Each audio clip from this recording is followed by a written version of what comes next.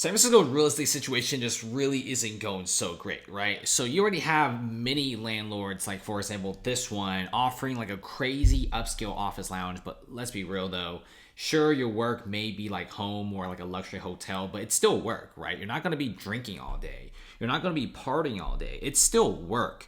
And at the end of the day, people just do want to work at home. I think a lot of people who get pretty burnt out, they feel like working from home is actually a very great way to just de-stress. I mean, just work in pajamas. You wake up, you don't have to commute, you start working. You might even take a side gig. There's usually a lot of downtime sometimes when it comes to these office jobs. You just work at your own pace, and it's getting more popular than ever before. This is the reason why a lot of big projects that are coming up, like for example, the Trans-America Pyramid Building, they're actually doing a $1 billion investment with this building. They invested in like $600 million in buying this building, and then they spent another $400 million just to renovate the building with a high-end cocktail bar at the very top. And like I said before, sure, that's great, and that's a great amenity for some of the employees, but let's be real, nobody really wants a cocktail bar when they could simply work from home. And if you work in San Francisco, you probably have to rent a very expensive and overpriced unit in the city. So this is why San Francisco CEO, who's closing his $215 million company's upscale office lounge, is saying that return to work push is fighting a losing battle.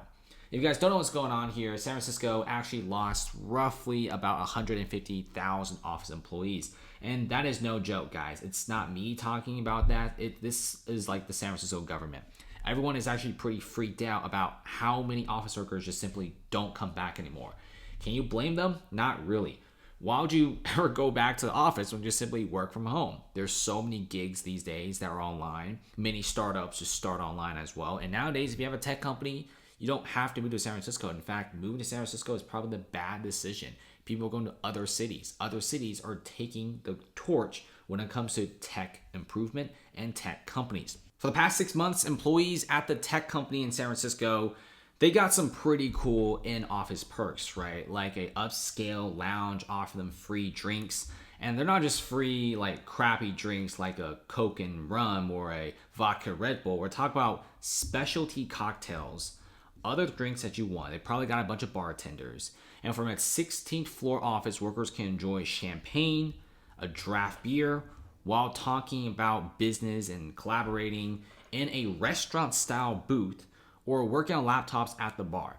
The lounge is due to close on November 1st, and the CEO is saying that this was kind of an experiment, and plus, after so many years of this whole entire working in office situation, now for the first time when people could work online, nobody's coming back.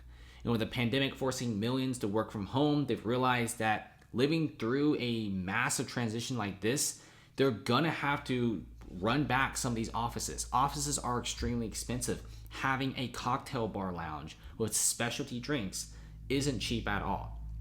If you look at this, you have plenty of other companies in San Francisco that's doing the same thing. It's not just this CEO doing it. We also have WeWork, right? WeWork is also bankrupt because a lot of people just don't want to go to the office. And plus, why would you ever open a office after the pandemic in a massive scale, right? At first, WeWork was doing pretty good, and they seriously over-leveraged.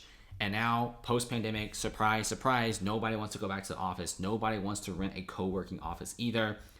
And yeah, WeWork is going to be vacating about 1 million square footage of space in San Francisco and defaulting on $250 million of loans for a San Francisco skyscraper. And it's not just these companies that we talk about. We also have some very well-known ones like Adobe, for example. They're offloading a huge portion of its San Francisco office space. If you look at this, Adobe is dumping about 155,000 square footage of space across 3 floors of the South Building at 100 Hooper Street. Now, this is a newly constructed building. It's not old at all. People feel like old buildings are being dumped, but yeah, that's true. You also have a lot of new buildings being dumped. And usually these new buildings are almost 100% full. But now you have Adobe dumping the space, and I highly doubt they could find another company for a sublease. That's pretty sad, and also the increasing crime rate just shows that California is just not the place to live anymore. You got insane taxes, high shoplifting, And it's very difficult to run a business in San Francisco, especially a small business owner like a restaurant, hardware store, or a grocery store.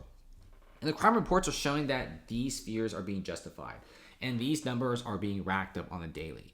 And look at this. The windows of the Valentino store was boarded up back in 2021 in San Francisco because of just massive theft. And also with the whole California situation, it's not really helpful when the city half the time just looks like this. This isn't exactly a role model city. This is pretty bad. And this is what like the Tenderloin looks like. And by the way, this isn't even just a Tenderloin anymore. In fact, many neighborhoods in San Francisco are starting to look like this. It's no longer the Tenderloin. It's spreading out to places like the Civic Center, Nob Hill, and the Mission is also doing very, very poorly. And check this out. You even have massive skyscrapers like these that are losing like half its value. Like Nema used to be worth about $540 million. In just a little over 5 years, it dropped to $279 million. This is not something that's normal. In fact, many of these massive residential buildings tend to hold their value pretty well. If you go to other cities like Seattle, Manhattan, and Miami, a lot of these residential towers, they still hold a lot of value. Like residential is very different from office, but you're telling me even residential buildings have dropped this much? It's a very scary way to say that the city is really failing. And it shows you that every single person, every single CEO, even companies that we've never even heard before, are now closing down their offices, closing down amenities. They're starting to see that no matter how cool of amenity that you give out, nobody wants to come back to San Francisco. Now, if San Francisco announces that they're the cleanest city in the US with the lowest crime rate, and also a lot of tech CEOs are moving back in, then everyone is moving in. Okay, a lot of these tech workers, they wouldn't mind being in San Francisco if it wasn't so bad. In fact, a lot of people used to invest in San Francisco real estate, but now nobody's investing in San Francisco real estate because it's just simply so bad. There's so much crime, so much of this shoplifting incidences, and most people just don't even feel safe walking down the street. Just to show you how bad the situation is, you even have bar owners coming out and saying that it used to be that San Francisco back in the old days, you had rows and rows and streets filled with office workers coming out for parties and Thursday, Friday, Saturday nights. Now the streets are very empty with only a few office workers here and there, and that's just pretty freaky. And most of the big talent are just moving out. Not to mention high-paying tech jobs, insurance jobs, banking jobs are all moving online. I know a friend, he's working in tech online, fully remote. He can live anywhere he wants, works his own hours basically, just reports to the manager every once in a while, makes like 80, 90K from his house. That is such a nice feeling. I mean, I can't imagine making that kind of money in the Bay Area. You can't even rent a box at that point. So companies are happy, workers are happy, and it seems like return to work push, it really is fighting a losing battle. So let's see what happens here. Right now, San Francisco real estate is only getting worse. It's not being good at all. In fact, housing prices have dropped a lot. They've dropped so much, it's getting a little bit concerning. And you're seeing a lot of the California business being gobbled up by other cities like I listed before. Las Vegas, Austin, Miami, and many of these other cities are becoming hotbeds for tech, whereas traditionally they've never been big for tech. Thanks for watching, guys. Comment below, and see you later.